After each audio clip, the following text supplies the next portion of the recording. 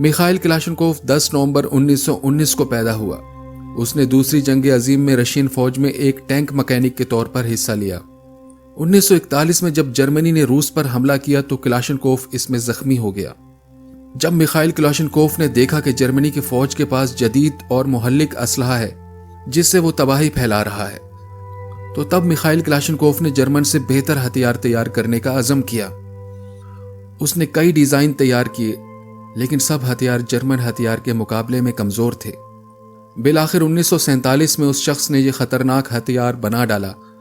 1949 में इसकी बाकायदा मैन्युफैक्चरिंग शुरू कर दी गई और क्लाशनकोव को बाकायदा रूसी फौज के हमला आवर हथियार के तौर पर फौज में शामिल कर लिया गया।